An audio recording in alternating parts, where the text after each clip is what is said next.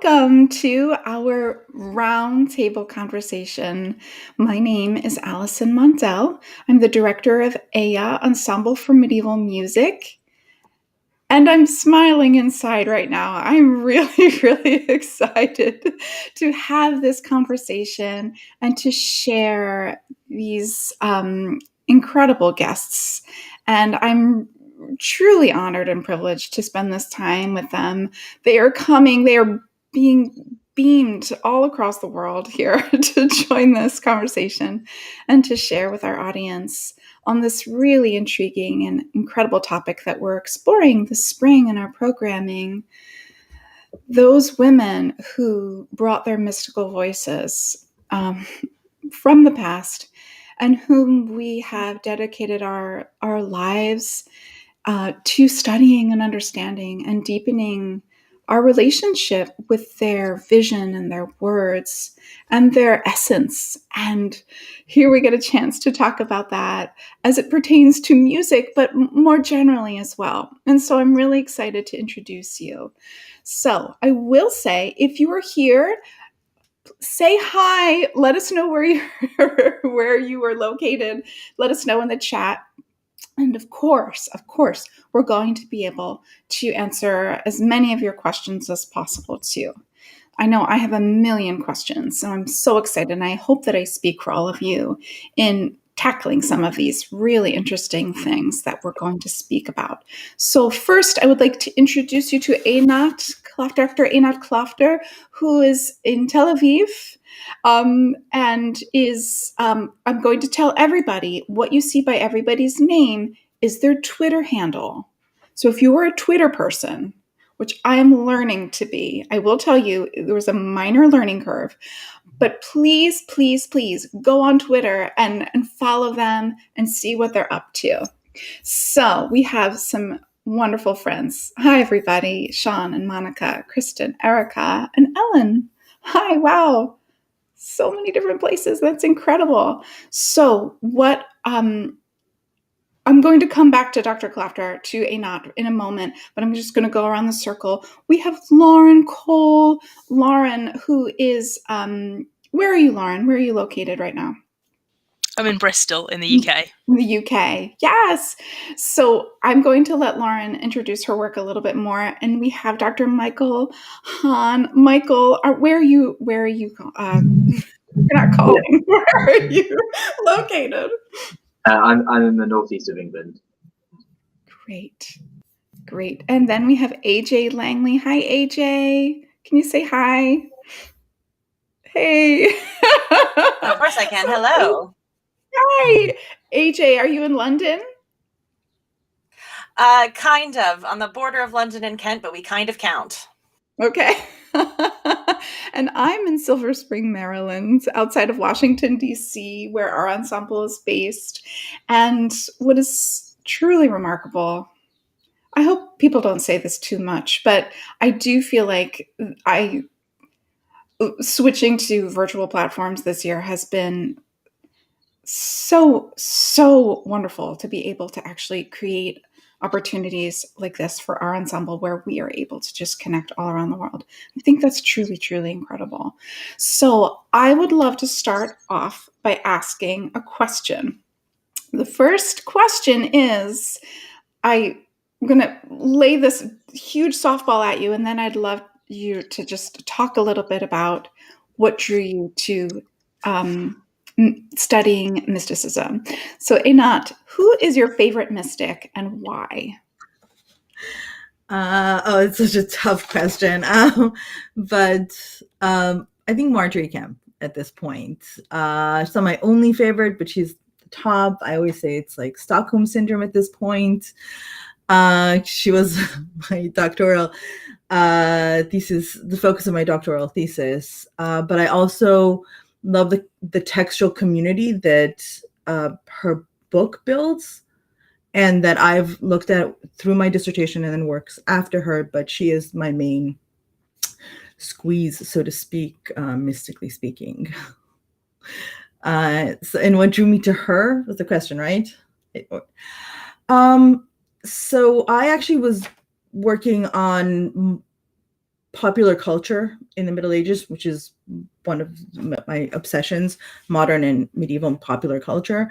And with regards to the Middle Ages, it's religious popular culture, and the tension between word and image. I'd originally started my dissertation on Hildegard of Bingen, and then journeyed about 300 years and an ocean, the continent almost, away to start working on certain things. I kept meeting over and over again. I was really fascinated by how she engaged with images and artifacts, and how she was critical about the use of them. And that's how I just started getting into this. And then I went from one mystic to the other, and it's addictive. I don't know. It's addictive. I love it. Yeah. Thank you, Ina. Thank you. I'm going to pepper some facts in here too, that Dr. Ina Klefter and AJ are co-founders of the Mysticism and Lived Experience Network. Later on in the chat, I'll drop that in when I have a moment to pull up that link, but I wanted to be able to support the work of our guests today and have our audience just become better acquainted with that. Is there anything else that you wanted to share about how you are bringing, whether it's scholarship on Margery Kempe or other sort of work that you're doing right now, with how are you bringing that into the world?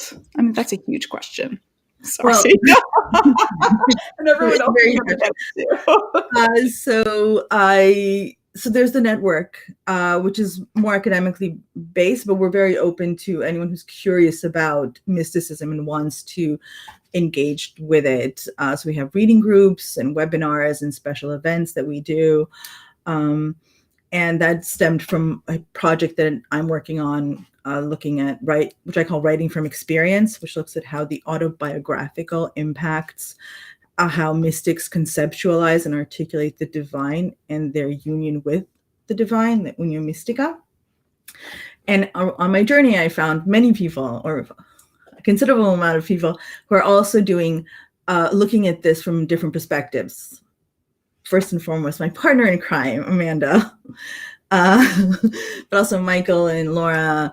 And I put together a workshop in Zurich, and from there we put a panel together at Leeds, which is a huge medievalist conference. And then we thought that we need to make it more and bring people together so that they can cooperate and discuss things sort of. And I really believe in sort of people working together, sort of brainstorming. I think it's very generative.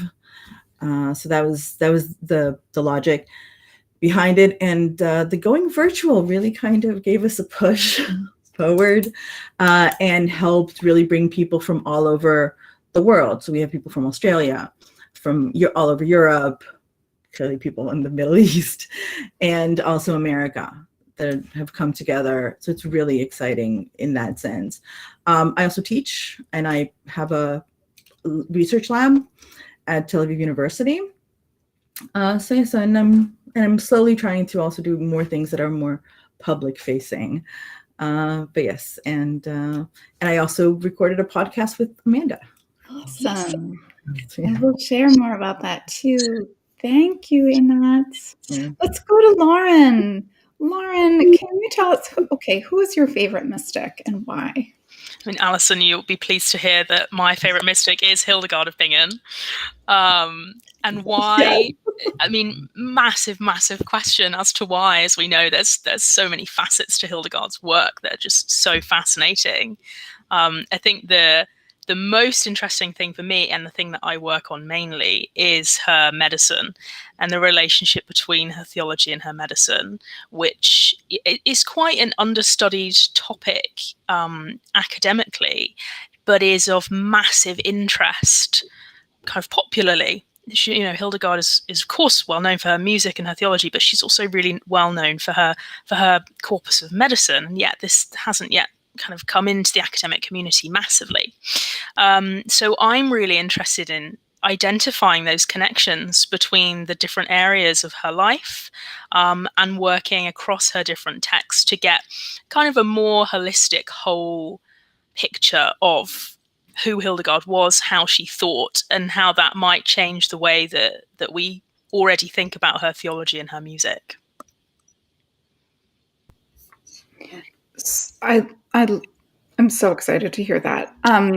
Can you tell us a little bit, Lauren, about how I know you're preparing to enter into a PhD program in the fall, according to your bio, but one of the things that struck me so much about what you're doing right now is like spreading the word to thousands and thousands and thousands of people on TikTok. And I know everybody's on Twitter, but this is like, and I will tell you, our task force that was sort of pulling the season together, they were like, you need to talk about the unicorn on TikTok, the unicorn being our program. And I'm like, okay, how hard can it be? And I went on TikTok and I'm like, oh my God, this is overwhelming. It is so overwhelming. But I saw a whole number of your videos and I'm like, it would end and I'm like, is that it? I want more. I want more.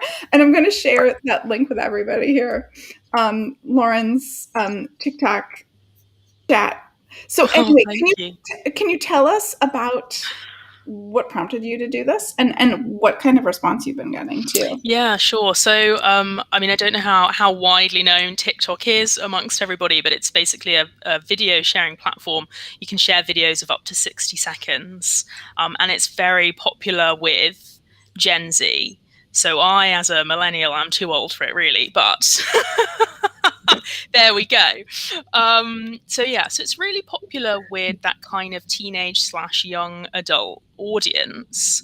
And what I found with TikTok is that there's a lot of misconceptions about both the Middle Ages and particularly the role of women within the Middle Ages. And most of those center around, it being the Dark Ages, a time when there's no intellectual learning, there's no development, etc., and a time when women are simply oppressed, and if they were writing, then they must have been burnt for heresy or as witches, etc., and of course, that's all false. It's such a rich period to study, and we know, of course, and you've known through this series of the amazing medieval women who've recorded their intellectual and their mystical experiences. So really, I've enjoyed sharing that and kind of busting some of those myths with a younger audience, and they're actually I found really, really receptive to that. But I started doing it in the first place because I had COVID earlier this year, last year now, actually, about 6 months ago. And so I was really sick and I had nothing to do. And I was like, well, I'll download TikTok then. Everybody's talking about it. I'll watch some fun videos. But I just could not resist sharing, information about medieval studies and about Hildegard while I was on there. So if anyone's interested in watching my videos about Hildegard, you can search the hashtag HildegardTok, that's TOK, on TikTok, and you will see me making some informative and some funny videos about Hildegard of Bingen. Thank you, Lauren. Thank you so much. Next, we have Dr. Michael Hawn. Hi, Michael. Michael, who is your favorite mystic and why?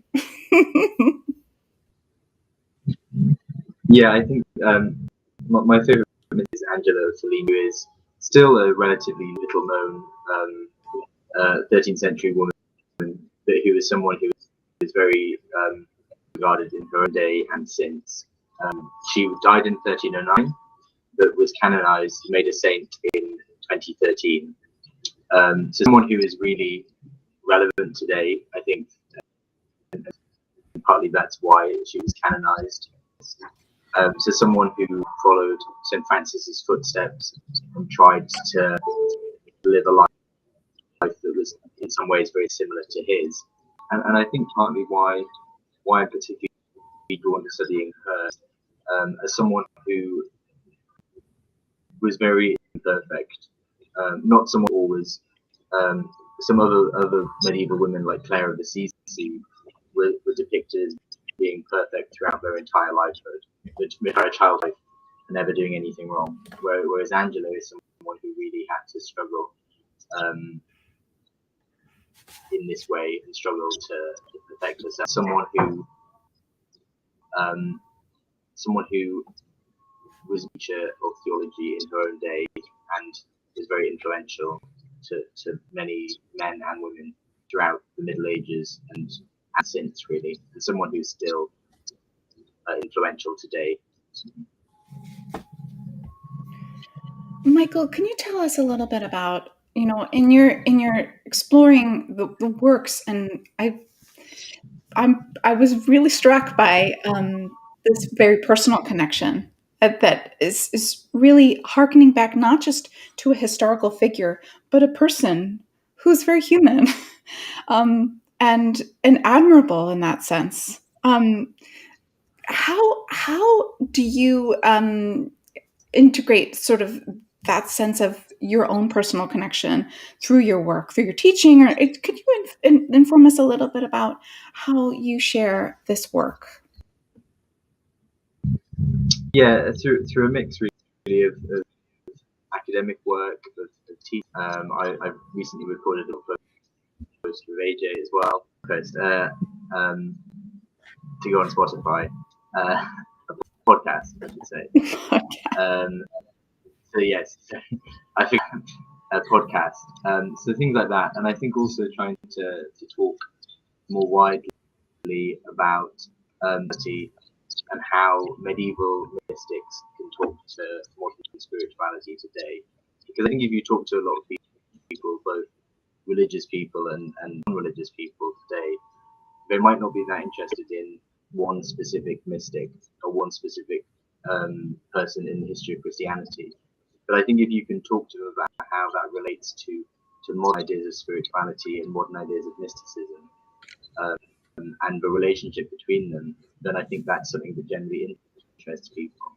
And one project which I'm hoping to research a very small amount on so far is how modern musicians, the two people I'm particularly looking at are Joni Mitchell and Sufjan Stevens, how they not necessarily how they influence medieval mystics, but how they draw on some of the same themes, some of the same metaphors, and how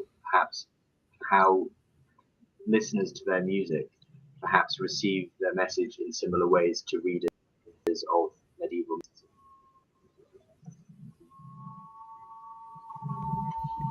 It's another example of interdisciplinary sort of approach. I love that. I think, AJ, I want to get to you in a moment, but I also just wanted to make a comment that it's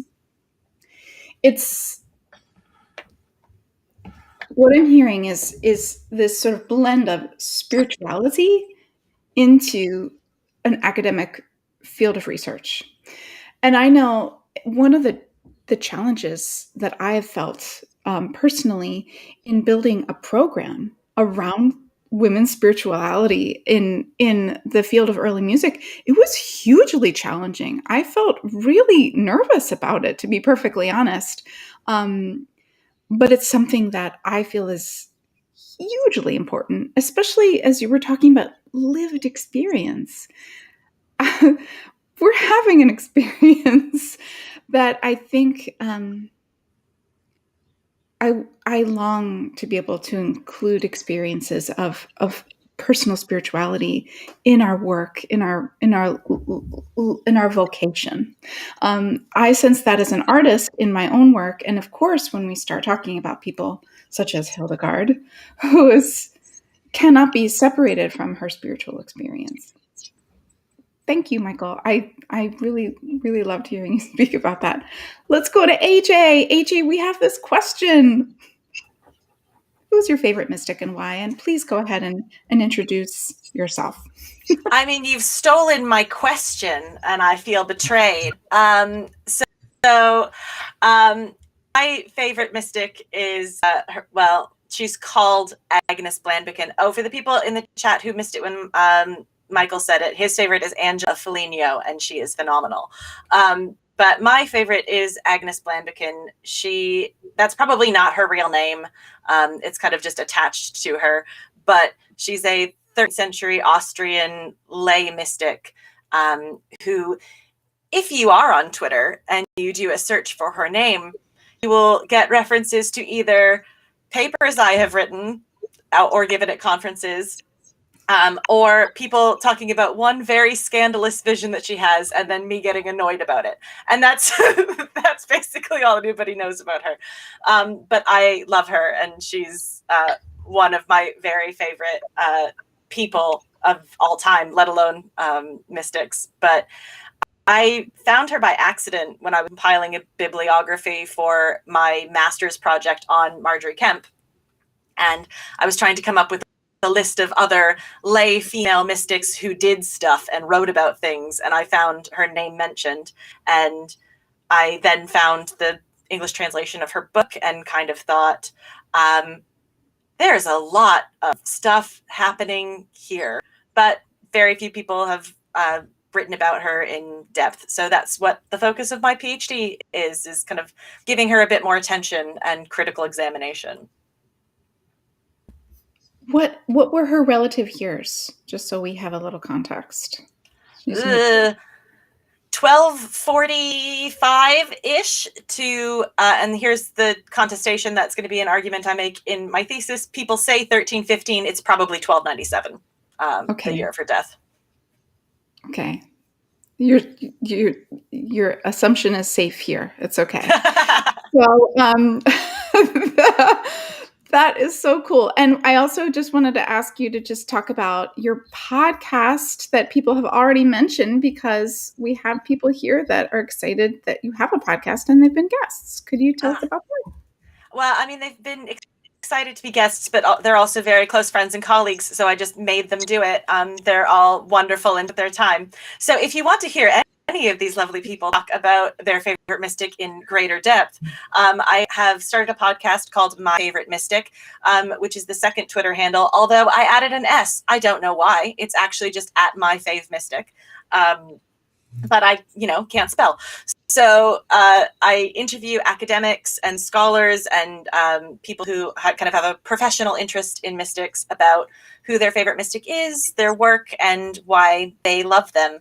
And I'm currently editing Lauren's episode on Hildegard, and it's just fascinating and hilarious. And we talk all about medicine and humors, and it's great. But there are 5 episodes up so far. And yeah, it's on Spotify and Apple Podcasts and everywhere you can find podcasts. As long as you put a U in favorite, you'll find it. That's very important. The Canadian in my soul would not allow there not to be a U in the title. Thanks, AJ. Thanks, everyone. I would love to segue into some discussion about all the properties of this topic. Specifically, I want to be able to weave some strands together. We're talking about mystics, and I think people that study this topic, it seems to roll off the tongue. We get it. We understand. This spring, this program is really talking about the nature of sacred union, which is kind of intense, and I wouldn't have it any other way.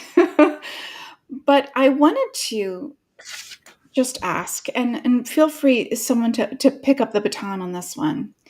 I wanted to ask, how, when we talk about these women from this general era of time, the medieval era, what does sacred union really mean? Does someone feel comfortable? You're ready to go. Yes. So I think it means different things. I think traditionally, when people think of female mystics, one of the first things that come to mind is bridal mysticism, the ecstasy, like the Teresa of Avila, the famous Bernini. That's what a lot of time comes to mind. But I think that that's just it's just a part of. I think that it's much more complex, and different women had varying different relationships with the divine. Some of them was it's a close personal relationship that offers you knowledge and truths about the divine, the universe, the celestial. but it could also, but it doesn't have to be necessarily as somatic as we generally like to think. I'm actually working on a whole thing that's Margery Kempe skewing the somatic, in that she doesn't actually have that type of relationship with Christ. But do you want also to define somatic in it? Yes, I will. Thank you. Like an actual physical relationship, in the sense that physical, almost sexual in a way. That's a lot of times people like to read a hug as like more than a hug, so it's a metaphor for something more. If you're thinking of the way that, we had like early 20th century film, a hug is, that kind of idea. I think that that's not always the case. Sometimes a hug is just a hug, and sometimes there isn't even a hug to find in some of these texts. Bridget of Sweden, it's dialogues. Julian of Norwich is also that same type of thing. I think Margery Kempe, because of her lived experience with her husband, is a reason why she doesn't have that type of relationship with Christ. I think Michael can discuss Angela Foligno, but on the one hand, she does actually physically hug the crucifix, gets undressed and hugs it, but then immediately understands that there's something wrong with that type of relationship with God. So I think it depends. And then you have Hadewig of Brabant, that does have a much more sensual relationship with Christ. So it's complicated, is I think the bottom line of my answer. Would anyone else like to jump in there? Yeah. So I was gonna start, as Einat has, with the idea that it's very different for all mystics. In many, we see a focus on Christ's humanity, and therefore trying to unite with his humanity through their own. So they, by co-suffering and trying to feel the pain that he felt, tried to experience the torments that he felt in life, and in that way kind of meet him on that human level.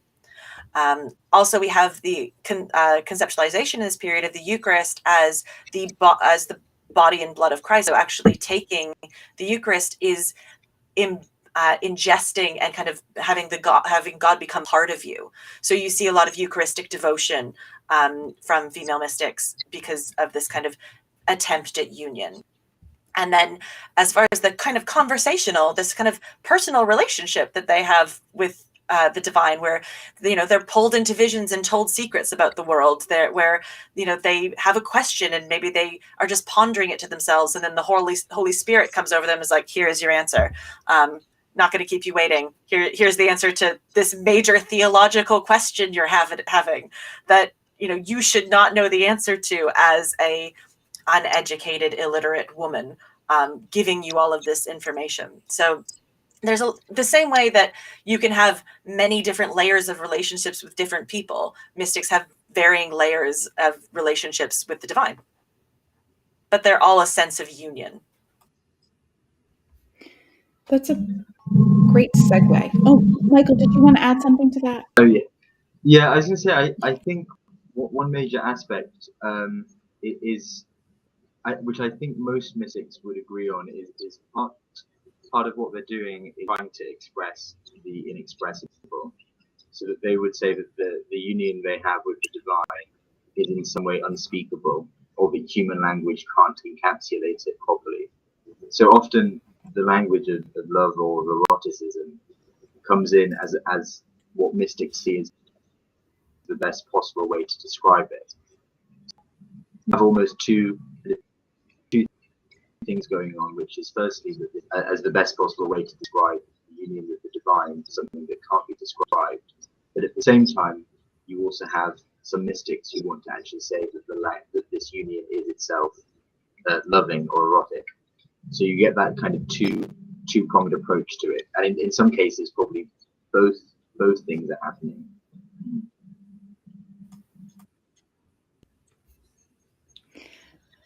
AJ, something that you had said felt like a segue, which was to be able to, think about the, at least the women whose writings come to us that we're able to sit here and talk about and read and digest.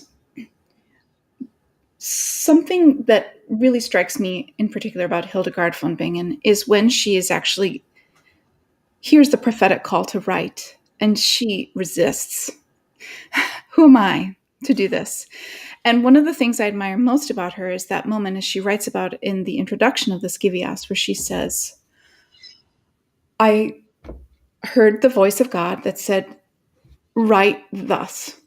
And she finally surrendered.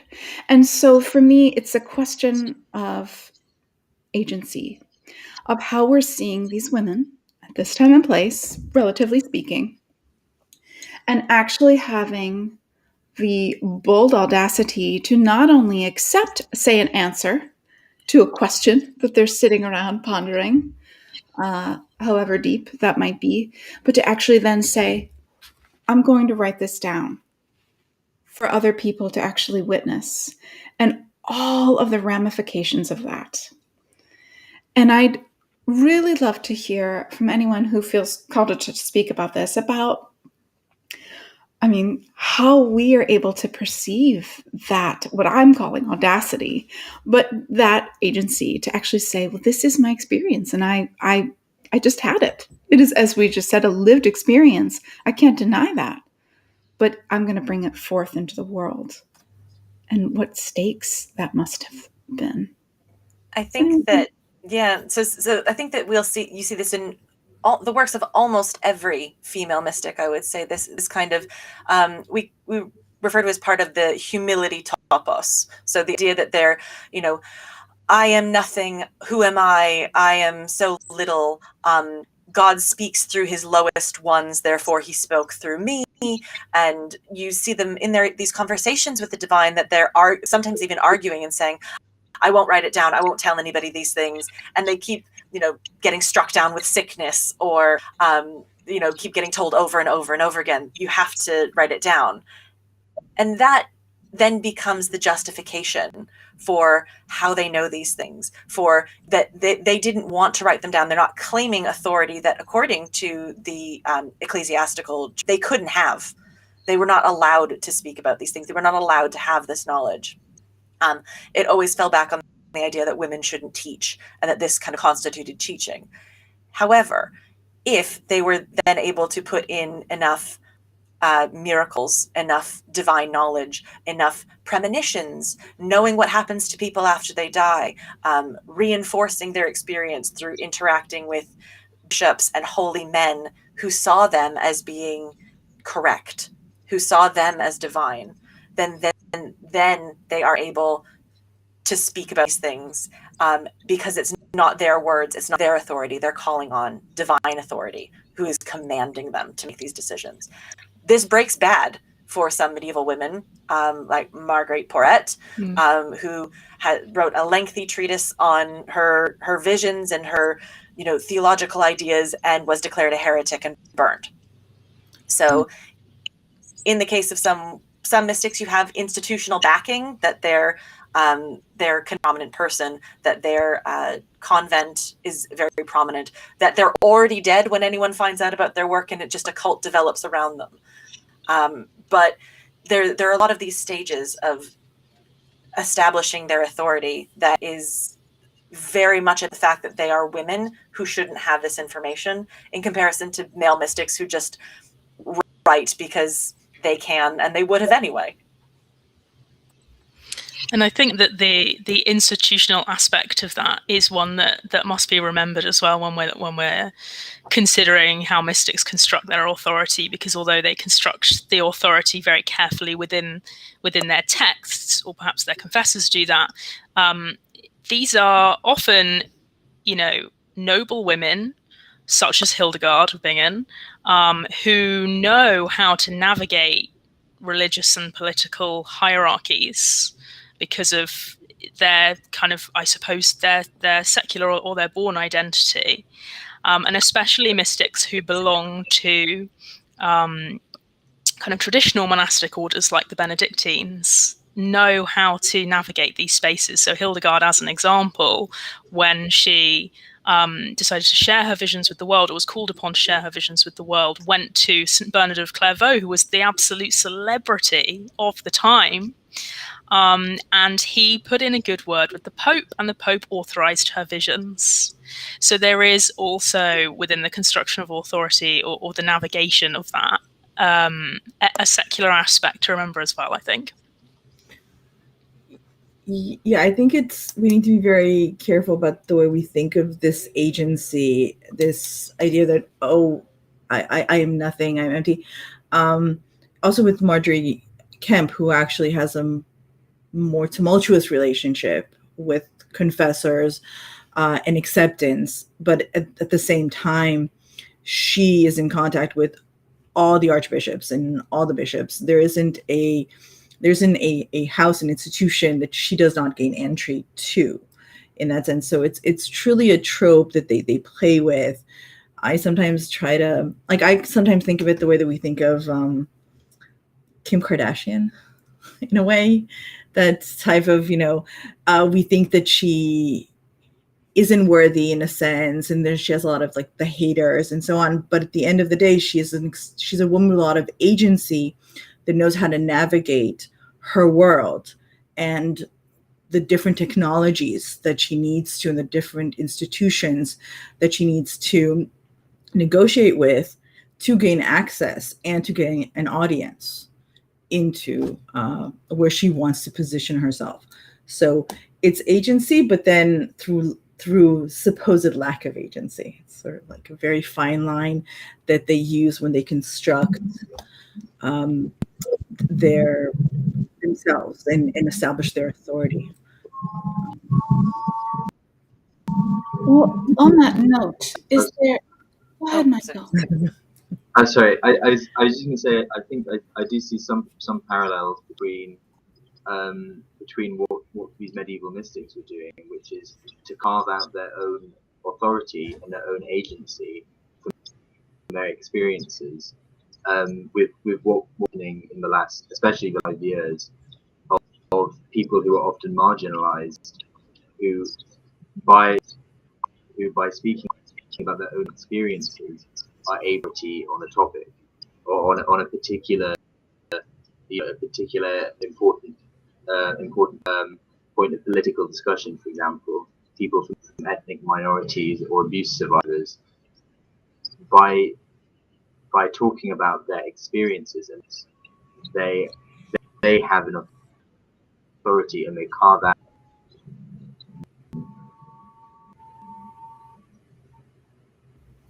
Thanks, Michael. Do you see, as we're focusing on women here, women's voices, I wonder, do you see, outside of this particular thread of authority and lived experience, that there's some unique aspects to women's experience and their recorded experience? This is a huge topic, huge question, versus not versus, but astride that of men. But anyone, please, I think it's important to sort of hear some of these. Yes. We were just talking about this the other day, yesterday, literally. We were just talking about this, that women need, because again of these institutional differences, and that men are theologically trained and will have institutional backing that women do not have, together with the Pauline restriction on female preaching and teaching.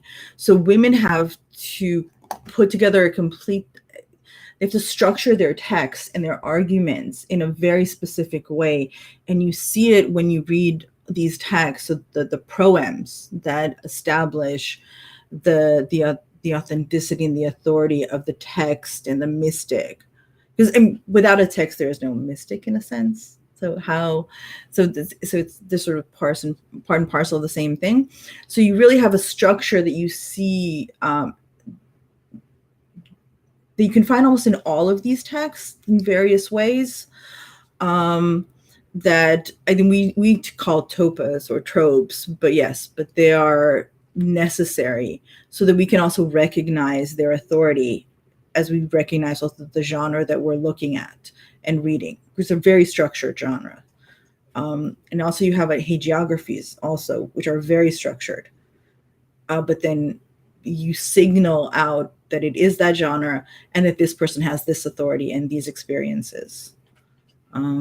Amanda can interpret me. I was just going to say that the other thing there is that the men often have authority already, whether they are mystics or not, that they are priests or they are scholars or they have kind of an academic background. That means that a lot of their mysticism has much more of a theological grounding, has a lot more of a kind of structure, that they are kind of potentially guiding you through what the path to God is, or how union actually functions in a way, because that's the teaching, that's the learning that they have. Whereas women tend to have a lot more of the kind of ecstatic vision or messages being given to them that is kind of direct knowledge, recounted as plain and as direct, like, oh, I was walking down the road and I saw this thing, and God told me that it was this, and therefore that here is the message in that for people. Now, this idea of authority doesn't always protect them. I mean, one of the most prominent male mystics, Meister Eckhart, does get accused of heresy. He ends up kind of defending himself so vehemently that he dies in the process, but he isn't protected by his maleness when it comes to the fact that his mysticism and his kind of, as Michael was saying earlier, attempt to convey the ineffable, things that aren't understandable, that it was so confusing. People thought it was heresy just because he couldn't communicate it in a clear, concise manner. So it doesn't always protect them, but we see a lot more references to scripture that's direct in male voiced texts, and in the case of female text, we often see like a male scribe or a male confessor being the person who goes, and this reminds me of this psalm, or and this reminds me of this Bible passage, and making those connections to ground the visions in theological understanding and the liturgy and all the rest of it, but that the women aren't the ones claiming the knowledge of that connection themselves. So there's kind of more intermediary there. I think the men also don't need to negate their own voice as much, in that like it's fine for them to bring in their knowledge because they have that training and they have that authority built in. I think also Meister Eckhart might have gotten into less trouble if he had not ventured into the vernacular, actually, and had to sort of reinterpret Latin, which I think some female mystics also get into trouble with a lot. But yeah. Thank you so much, Michael. Yeah, and I think sorry, I keep coming in at the last second. I think the sort of traditional perspective is that female mystics use language body while male mystics use sort of the intellect. And I think that there are some cases where that actually that they're not distinctive from each other, and the female mystics use enormous intellect, and even if they don't have the training that the mystics had, they write amazing texts. Especially her poems in stanzas are particularly famous and are seen as particularly revolutionary in Dutch literature. Lots of other mystics, really, female mystics, are incredibly intelligent and write incredibly well. And similarly, some male mystics really want to talk about the body and talk about what we call affective piety, so things that really affect the emotion and bring about the transformation of the emotion and the mind. And they talk about that in very bodily senses as well. So you can kind of see perhaps some ways distinction is true, but actually perhaps more often than not it's much more blurred, and there's not sort of these distinctive poles of male and female mysticism. No, absolutely. And I'm just thinking about Bernard of Clairvaux that Lauren mentioned earlier as like the Cistercian, the man. And he's just like, I'm gonna write 86 sermons on how I want to kiss Jesus. It's very bodily, and there's a lot of embracing, a lot of symbolism, and a lot of bodiliness in all mysticism, I think. And there's also a lot of intellect and spirit and just trying to know divine in all ways possible. Yeah, I think so. The only distinction, I think I agree with both Amanda and Michael, but I think the only distinction is that he wrote 86 sermons on the Song of Songs, which I don't think like a female mystic could have done that. I think that's the only like small difference that needs to be sort of, I think, to keep in mind about it. But I agree. I think the female mystics are exceptional. I mean, very theologically and doctrinally thoughtful and deep. And it's kind of, I think, our mission to kind of really put that forward. They deserve more credit. They definitely do. I think Margery Kempe deserves so much more credit for her theology and doctrinal conceptualization of various things. That sort of makes me want to pivot slightly and talk actually about creative output.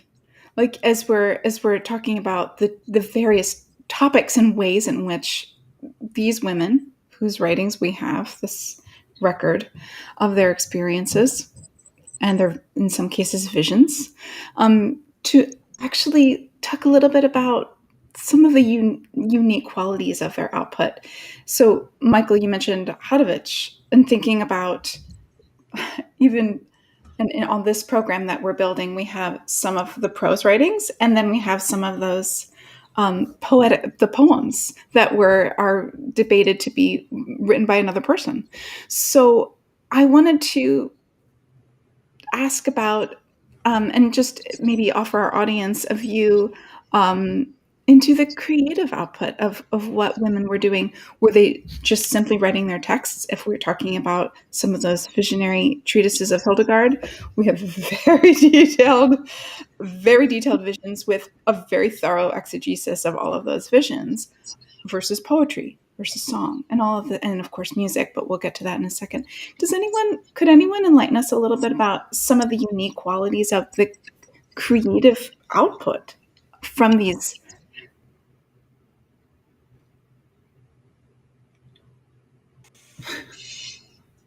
I mean, I think in the case of a lot of mystics, we lose some of the actual the creativity in the output, in the transmission through a scribe or a confessor, and they kind of end up being forced into a particular structure based on, trying to get this woman recognized, canonized, celebrate her community, whatever the point of the text was.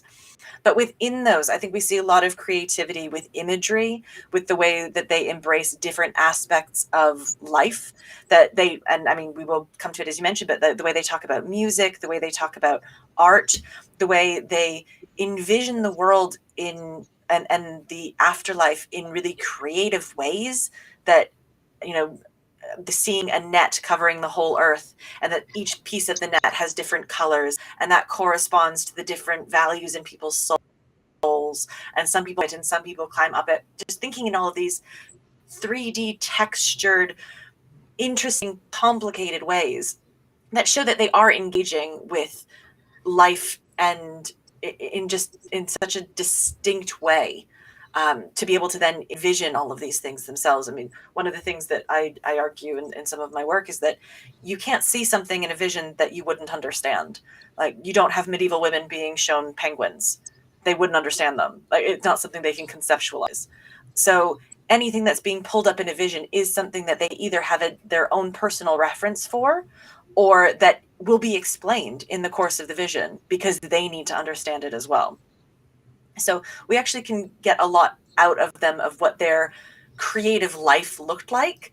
But unfortunately, because of the kind of strict barriers put on hagiographical visionary text in the period in order to make it so that they had this authority and that they wouldn't be punished for their writings, we lose a lot of the creativity of output, except in Hildegard's case, because she's just a queen and can write whatever she wants. I think also it's interesting to see how they sort of interpret what they know and what's familiar to them to decorate their text and to people their text in that sense, furnish their text is more correct. If I think of Bridget talking about cushions, you have the cushions of the heart, sort of like how to make a place comfortable for Christ, or Julian of Norwich that really sort of zooms in on the crucifix and really gives it to you, like you just goes down it scene by scene, and that amazing sort of like envisioning the world in a nutshell, sort of like in a nut together, and kind of brings to mind prayer nuts, which are later than her, but again, that idea of the miniaturization of things that are small but encompass everything. So I think that's interesting to see how they take what they have and repurpose it and refashion it and reinterpret it. If it's the fabrics and the altar, the different altar pieces and that they would encounter, and how they then put it into their own experiences in text. I think that's always very interesting to me. There's also something in how we interpret their texts is almost a creative process, because we are so far removed now from when they were writing, both in terms of cultural differences, but also that the texts that we have received may not be unlikely to be original texts, may have come through the vernacular language, and they perhaps were originally in Latin, and even if we do have an original Latin text, how many of us are really reading it and interpreting it in that original Latin? Probably not very many. So there is some creativity, I think, in how we interact with mystics. And I think that is, in a way, an insight into mystical process, because we are trying to form a union with this mystic to understand their union with God. Yeah, that's a really amazing point. I love that. Yes. You're so good, Lauren. You're amazing. But also, I think in sense of like how like Margery Kempe was read by very few people. Now she's like an academic superstar. So even the way that we read her in the volume that she's read and the different way, I think that in itself reinterprets her and the text. And I think also with Hildegard, when she has, like academically in and out of focus sometimes, and it's not necessarily as reflective of how much circulation all her texts had during the Middle Ages. So I think that's really interesting. It's a rewriting or rereading of them. And also think what we bring to it, like our world of references. If I was talking about Kim Kardashian, or I always like to think of participatory reading and the way fan fiction works and fan fiction writing, and how you can kind of see how mystics who put themselves in Christ's life, you can see how you can kind of talk about it in the same way. So I think what we bring to these texts is another creative reading of it and rewriting of it in a sense. That's exactly what EH-yah is doing this spring. I mean, sorry. You go.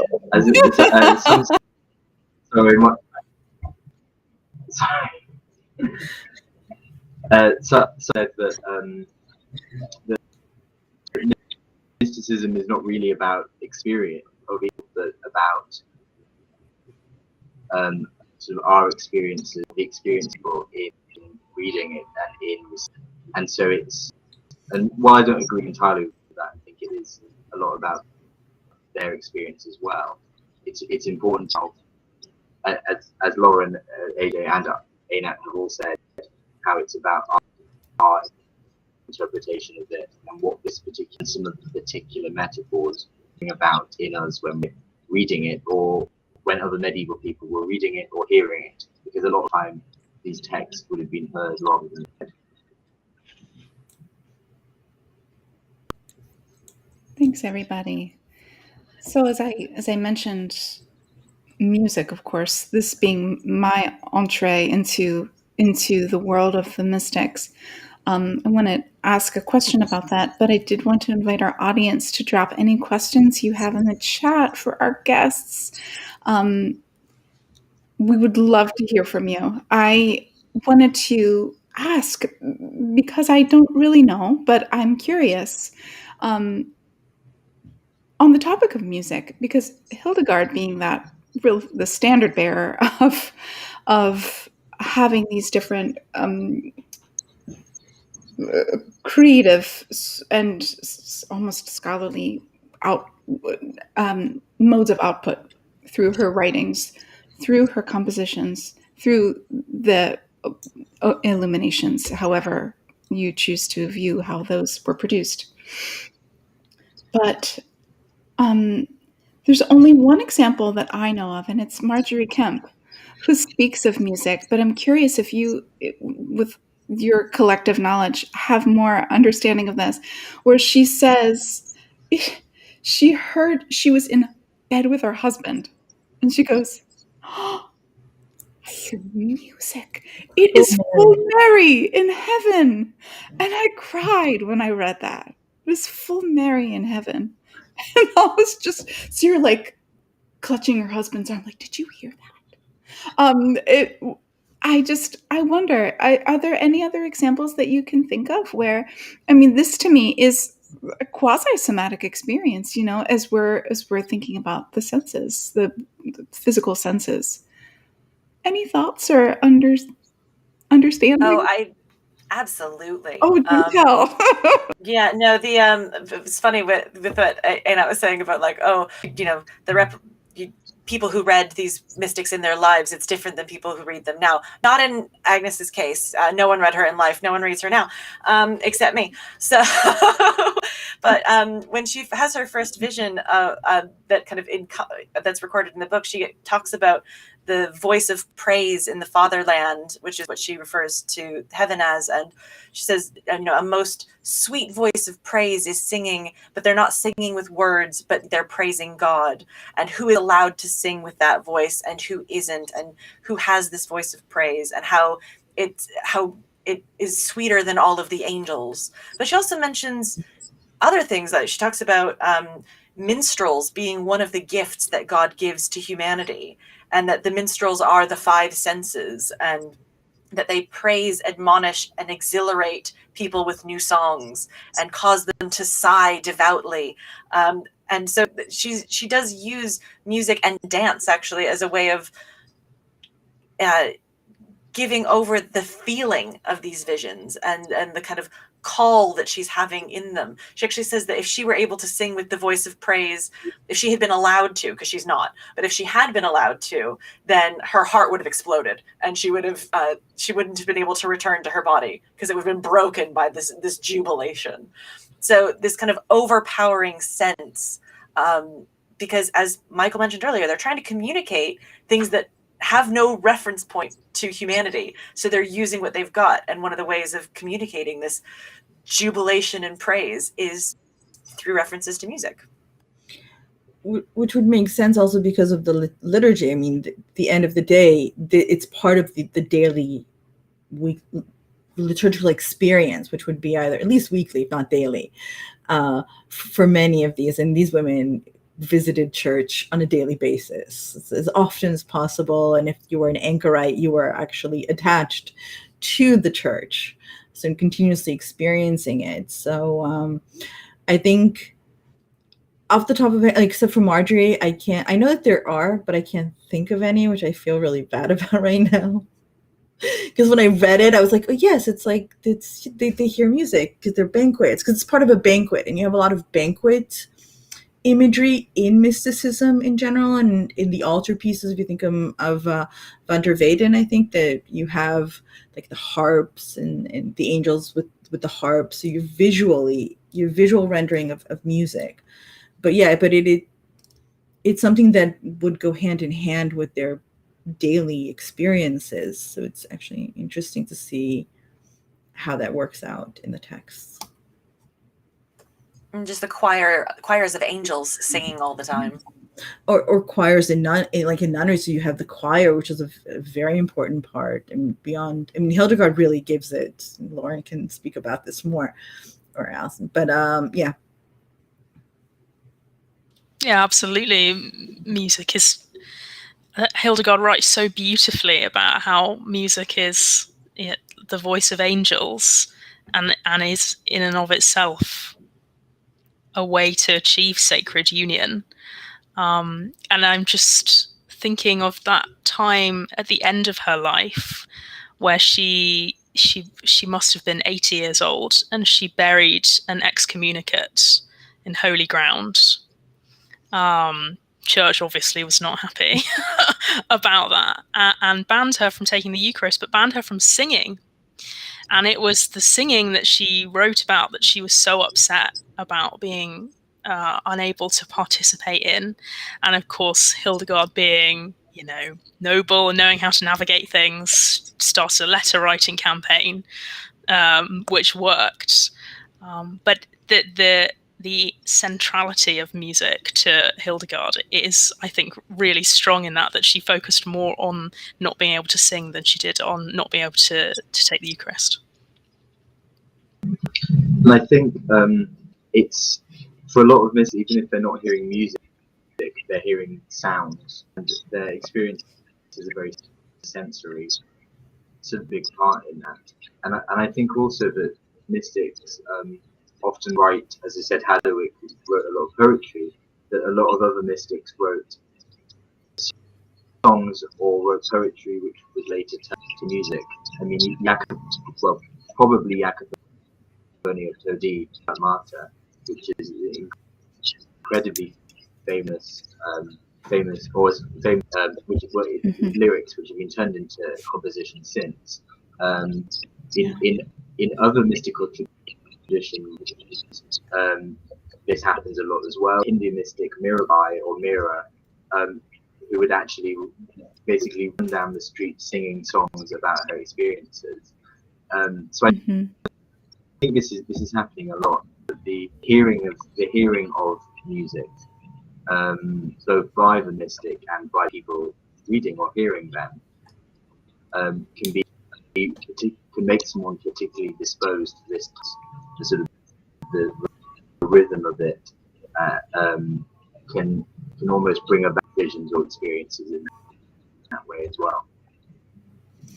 Also, Sufism. If we're venturing out of Christianity, very connected to dance and music and sound. Well, thank you, everybody. We have one question, and then I'm just looking at the time, want to make sure. My little one's already starting to appear. This is from Ellen. This has been such an interesting discussion. Thank you so much. I'm curious if you feel your personal relationship with spirituality affects how you study and understand these mystics.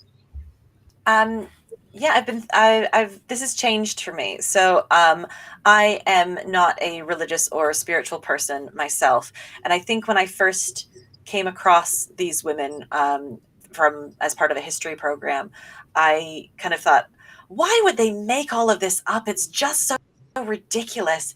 And then I realized whether I would think somebody was fictionalizing these experiences is irrelevant, because they believe them, and the society that they lived in and that they engaged with and that they were communicating these ideas to believed that these experiences were possible, were desirable, could be cultivated in some senses. So the instructions that they give and the things that they see reflect so deeply their understanding of the world and their faith and the divine, and that is a beautiful thing and an interesting thing.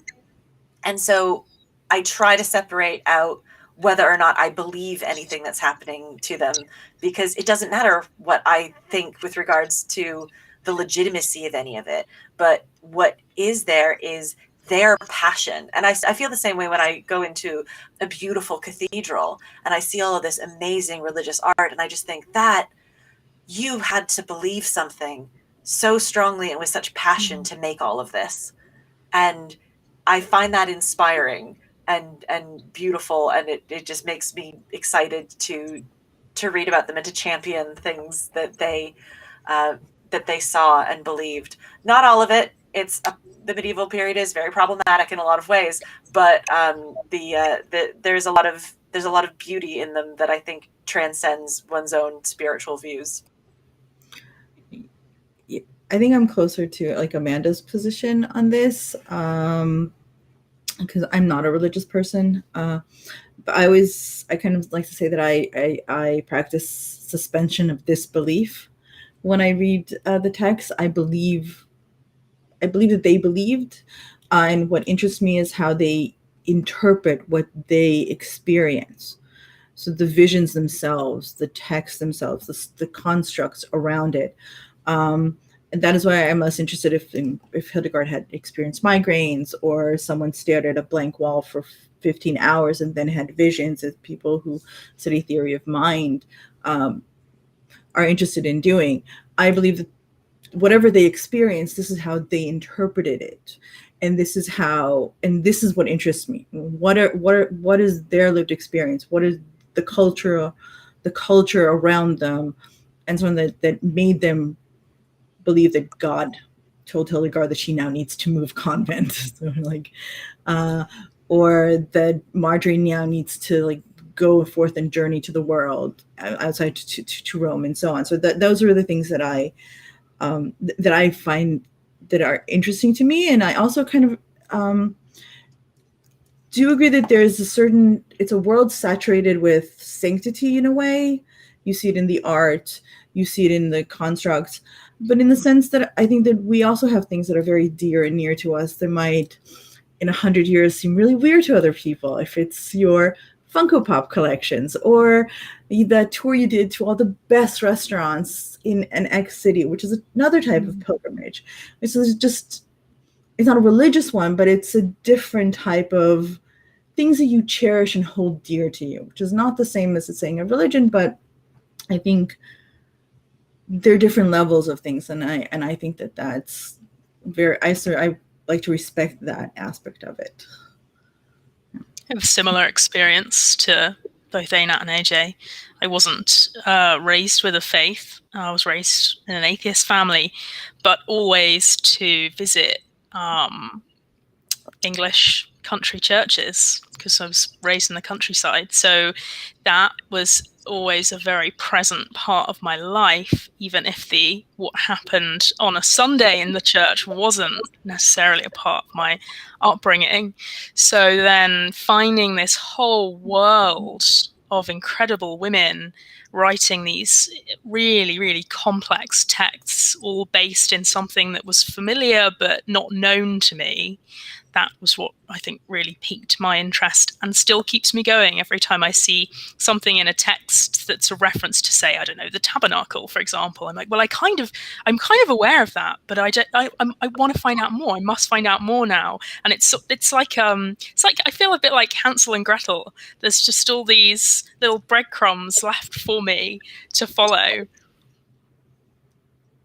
I think that mysticism or mystical theology, I think, attracts such a wide range of people who are interested in it, both on a scholar and just having a general interest in it. I think if you were to go to, certainly in the UK, if you were to go to most theology departments in the UK, you would find that aspects of theological study would be almost exclusively populated by Christians, or by practitioners of that religious perspective. But I think that mysticism, perhaps because of its interdisciplinary nature, attracts such a wide range of people to study it. So yes, you have people who believe it, who are religious. You have people who are not. But I think what's interesting is that if you were to look at people outside of that aspect, mystics are actually some of the most read texts among people who are lay believers, who are the people who go to church, but also among priests, among monks and nuns. They will all relate a lot to these mystics. Whereas would they all relate to the sort of the most complex scholastic text? I'm not convinced that would in such a widespread way. So I think the way that mysticism talks to people who are religious, people who are not religious, theologians and people who are not theologians, I think is almost unique among the theological disciplines. Thank you, everyone, for your unique perspectives. Thank you to our audience for joining us today. This has been so fascinating. I'm so thrilled to have this offering for our EH-yah community, and I want to thank everyone here, Inat and AJ and Michael and Lauren. Thank you so much for sharing your thoughts and viewpoints and your wisdom and your knowledge with us. It's truly a privilege. So thank you so much. And I would be remiss if I didn't encourage you all to please go and buy a ticket to our concert, The Unicorn, which features some of the most luminous music that I could mine for this program that is centered around the Lady in the Unicorn tapestries and those 5 senses that we've been